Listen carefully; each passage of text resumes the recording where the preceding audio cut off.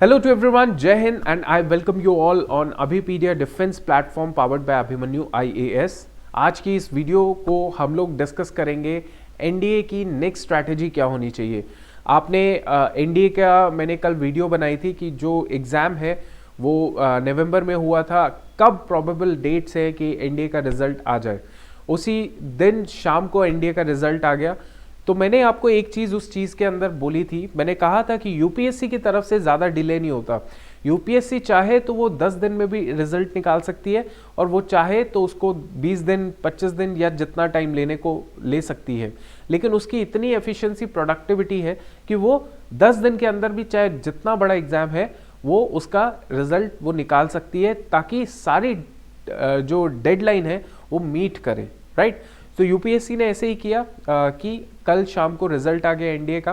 And अब जो है, जो एनडीए का रिजल्ट आया है सामने, ठीक है, एनडीए का जो कल रिजल्ट आया, उस रिजल्ट की वजह से हमें 3 कैटेगरी के बच्चे जो हैं वो देखने को मिलते हैं। 3 कैटेगरी के बच्चे हैं वो हमें देखने को मिले।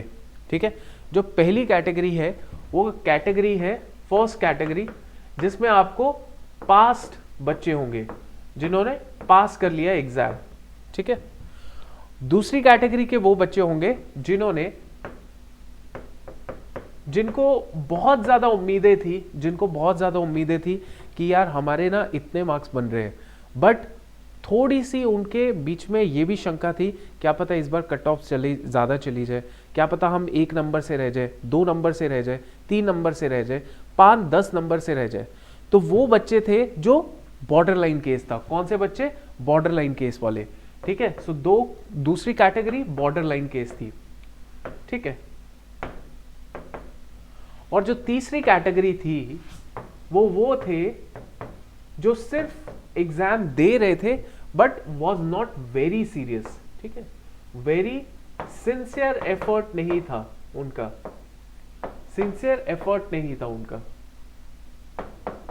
राइट। अब देखो, जो एनडीए के कैटेगरी नंबर 1 वाले बच्चे हैं जो पास हो चुके हैं, उनके लिए सिर्फ एक एडवाइस है। देखो, आप पास हो चुके हो, आपको अब आगे टारगेट क्या करना है, वो है आपका ultimate role, that is SSB. Trust me, NDA जो है वो एक ऐसी प्रोसेस है जिसके अंदर अगर एक बच्चा एनडीए का एग्जाम क्वालिफाई कर लेता है, देखो एनडीए का एग्जाम क्वालिफाई करना कोई आसान चीज़ नहीं है, मैं मानता हूँ इस चीज़ को। और एनडीए का जिसने एग्जाम क्वालिफाई कर लिया, अब उसको अपनी पर्सनालिटी दिखानी है एसएसबी के अंदर। अब देखो क्या होता है ना, आप समझो इस चीज़ को कि इस टाइम पे आप कोशिश करो कि ज़्यादा से ज़्यादा स्किल गेन करने की, समझने की कि एसएसबी क्या होती है, किस तरीके से आपको वो एसेस करते हैं, क्या चीज़ें चाहिए क्या नहीं चीज़ें चाहिए, कोशिश करो गेन करने की, कोशिश करो सीखने की। यहाँ पे एक पॉइंट ऐसा आएगा जब जाओगे ना एसएसबी में, तो आप जब जेन्युइन रहोगे, आपको अगर आपके अंदर एक्चुअल क्वालिटीज़ होंगी तो वो वहाँ पर भी दिखेंगी, और जब वहाँ पे दिखेंगी तो वहाँ पे बहुत अच्छे से दिख सकती हैं, और वहाँ पे बहुत अच्छे से एक्सेप्ट भी सामने वाले कर पाएंगे आपको, क्योंकि आप होंगे रॉ मतलब जिसको कुछ सिखाया नहीं है, जिसको कुछ पढ़ाया नहीं है, पार्ट नहीं पढ़ाया एसएसबी में क्या बोलना है क्या नहीं, क्योंकि यहाँ पे ज़्यादा टाइम बच्चों के पास होता नहीं है।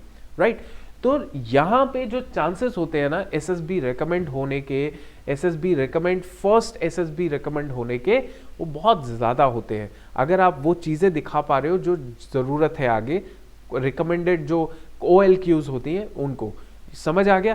तो यहाँ पे आप याद रखो कि कैटेगरी 1 के जो बच्चे पास्ड हो चुके हैं उनको क्या करना है, उनको सिर्फ और सिर्फ 100% अपना क्या करना है, एफर्ट लगाना है टूवर्ड्स योर एसएसबी। समझ आ गया?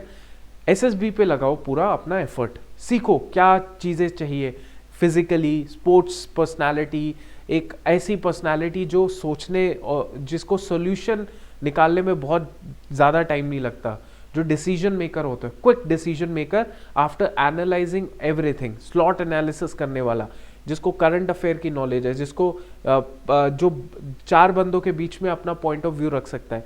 ये सब चीज़ें आपको एसएसबी के अंदर सीखने की ज़रूरत पड़ेगी। जीटीओ टास्क, साइकोलॉजिस्ट, ये सब चीज़ें तो होती है, ये तो स्टैंडर्ड प्रोसीजर है, बट इन स्टैंडर्ड प्रोसीजर को फॉलो करके आप अल्टीमेटली OLQs दिखाते हैं। राइट, तो ये याद रखें। ये कैटेगरी के लोग जो हैं इनको सिर्फ और सिर्फ एसएसबी तैयार करनी है। क्यों करनी है? क्योंकि इन कैटेगरी के लोगों में जो 90% बच्चे होंगे वो होंगे जो कि ऑब्वियसली जो मार्क्स होंगे उनके अच्छे मार्क्स होंगे। अब जिनके अच्छे मार्क्स हैं उनको क्या करना है, अगले एनडीए के लिए इतना कुछ ख्याल मत रखो, सिर्फ एसएसबी का रखो। अगले एनडीए के लिए जैसे ही वो आएगा उसी में ही आपको पता चल जाएगा 1-1.5 महीने के अंदर you can easily crack the next NDA also, अगर आपने ये क्लियर किया होगा। तो 90% वैसे कैंडिडेट्स होंगे, समझ आ गया? तो इसमें आप ये चीज को फॉलो करोगे। अब एसएसबी के लिए अभिपीडिया आपकी क्या हेल्प करेगा? जितने भी कैंडिडेट्स हैं जो एसएसबी के लिए अपनी हमारी हेल्प चाहते हैं, जो चाहते हैं कि हमें एक प्रॉपर गाइडेंस मिले, और ये जो एसएसबी हेल्प है ये हम लोग फ्री ऑफ कॉस्ट दे रहे हैं। So it is a free initiative of Abhipedia, ठीक है, फ्री इनिशिएटिव ऑफ अभिपीडिया, जिसमें आपको क्या किया जाएगा, मैं आपको प्रोसेस भी बता दूंगा बीच में, और हमारी पिछली वीडियोस में भी इस तरीके से प्रोसेस डिस्कस किया गया है कि आप जो है हमारे अभिपीडिया पोर्टल में डायरेक्टली चले जा सकते हो। अगर आप डिस्क्रिप्शन के अंदर जो है क्लिक करेंगे तो वहाँ पे कुछ लिंक्स दे रखे हैं, वहाँ पे आप क्लिक करेंगे तो वहाँ पे आराम से वहाँ हमारे पोर्टल में जाओगे। वहाँ पे हमारा जो है फ्री इनिशिएटिव है एसएसबी के लिए, फॉर एसएसबी के लिए। तो उस इनिशिएटिव का फायदा उठाओ, मेंटोरशिप लो, सेशंस हम लोग लेंगे, आपकी पूरी पर्सनालिटी को एसेस करेंगे, जानेंगे, फिर आपको सजेशन दिया जाएगा, फिर आपको कांस्टेंट मॉनिटर भी किया जाएगा। It is complete free of cost, nothing hidden charges, कुछ भी नहीं है, ठीक है। ये आप समझ गए। अब ये तो कैटेगरी है पास वालों की। अब ये कैटेगरी है जो बॉर्डर लाइन केस था। अब आप बोलोगे सर बॉर्डर लाइन केस तो है, लेकिन इसमें से भी तो कुछ बच्चे पास हुए होंगे, है ना। बट ये जो बच्चे होंगे इनका फिगर ज्यादा नहीं होगा, कम फिगर होगा। अब जो बच्चे इसमें से कुछ पास हुए होंगे वो 10% में आगे होंगे। वो किस में आगे होंगे? 10% में आगे होंगे। तो अब मैं आपको ये कह रहा हूं कि आपने बेशक पेपर पास कर लिया है, अब आपने क्या करना है, मैं वही चीज आपको दोबारा से रिपीट करूंगा कि ये कैटेगरी के लोगों को अब दो जगह ध्यान देना है। पहला, अपना 90% जो है जिन्होंने पास किया है, 90% जो बच्चे हैं जिन्होंने पास किया है एग्जाम, जो कि बिलोंग करते हैं बॉर्डर लाइन कैटेगरी से, उनको क्या करना है? एसएसबी प्रिपरेशन, ठीक है। और बाकी जो 10% है, ठीक है, जो 10% है उनको करना है अपने नेक्स्ट एनडीए 1 की 2022 एग्जाम की प्रिपरेशन। समझ आ गया?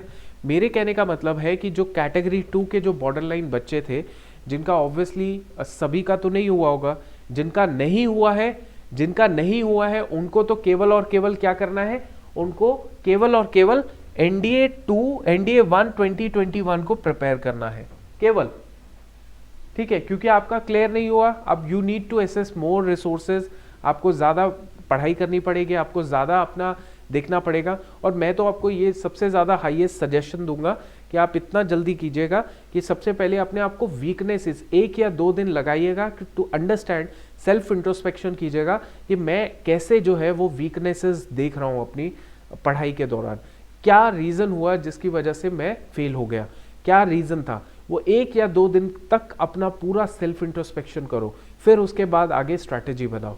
तो जितने भी बच्चे यहाँ पे जो इस कैटेगरी के हैं, जस्ट फोकस ऑन एनडीए 1 2022। और जो बच्चे हैं जो बॉर्डर लाइन पे थे, जो पास हो चुके हैं, उनको 2 जगह देखना है। पहला देखना है एसएसबी, जिसमें 90% आप एफर्ट लगाएंगे, और दूसरा जो है 10% अपना पढ़ाई अगले एग्जाम के लिए भी करते जाना।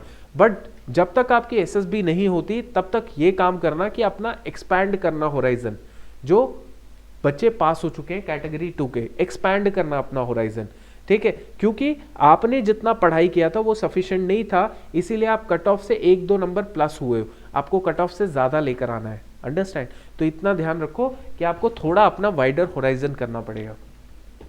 और जो कैटेगरी 3 है, जिनका इतना सिंसियर एफर्ट नहीं था, जो सोच रहे थे कि ठीक है हमने दे दिया, चलो इस बार दे देते हैं, अगला भी अटेम्प्ट है उसमें दे देंगे। देखो आपके लिए मैं जेन्युइनली एडवाइस यह करूंगा कि आप जो है, अगर तो आप सीरियस डिफेंस एस्पिरेंट हैं, तब तो जर्नी आपकी यहीं से सिंसियरिटी की शुरू होनी चाहिए।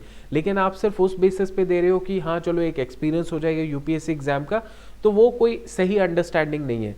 ठीक है, मैं आपको ये बोलूंगा कि अगर आप डिफेंस एस्पिरेंट है तो अपना क्या काम करो, अपना सबसे पहले जीएस, देखो एक अप्रोच होगी एनडीए को क्वालिफाई करने की।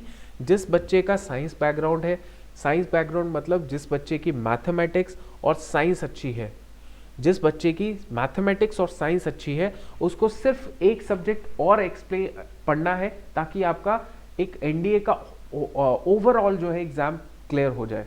लेकिन उससे इतना गारंटी नहीं है कि कट ऑफ क्लियर कर पाओगे, उसमें आपको थोड़ी बहुत जीएस पढ़नी ही पड़ेगी। अंडरस्टैंड? तो मेरा इसमें ये सजेशन है कि जो बच्चा साइंस वाला है, the students who are from science background, जिसका साइंस में इंटरेस्ट है, वो क्या करेगा, अपना मैथ स्ट्रॉन्ग करेगा। ठीक है, अपना मैथ स्ट्रॉन्ग करेगा, प्लस अपना साइंस स्ट्रॉन्ग करेगा, प्लस करंट अफेयर्स। ठीक है, तो इतना आप ध्यान रखेंगे। और जो बच्चा नॉन साइंस बैकग्राउंड का है, वो अपना क्या करेगा, सबसे ज्यादा जीएस स्ट्रॉन्ग करेगा और इंग्लिश स्ट्रॉन्ग करेगा। ठीक है, और करंट अफेयर्स। हाँ, यहां पे मैं इंग्लिश लिखना भूल गया, बट इंग्लिश भी आपको स्ट्रॉन्ग करनी पड़ेगी। समझ आ गया? सो हमने ओवरऑल एक आइडिया ले लिया कि अब नेक्स्ट क्या होना चाहिए अगर आपका एग्जाम जो है क्वालिफाई हो गया।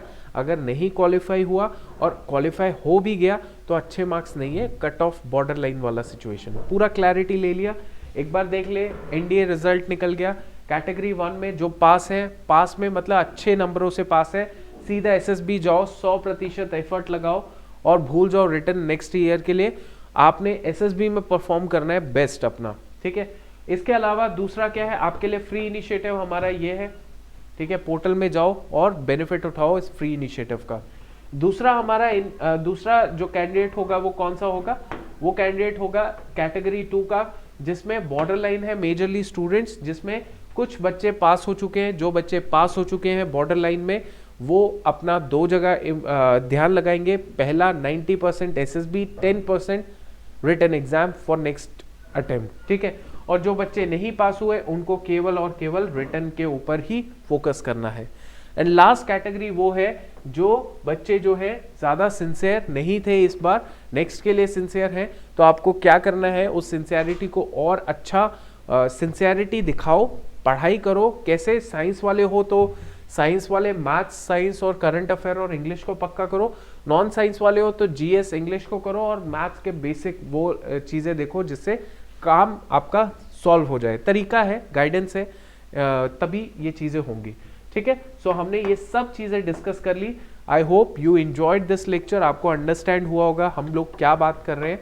ठीक है, कोई डाउट, कोई क्वेरी है तो आप जरूर कमेंट में बताइएगा। ठीक है, जय हिंद।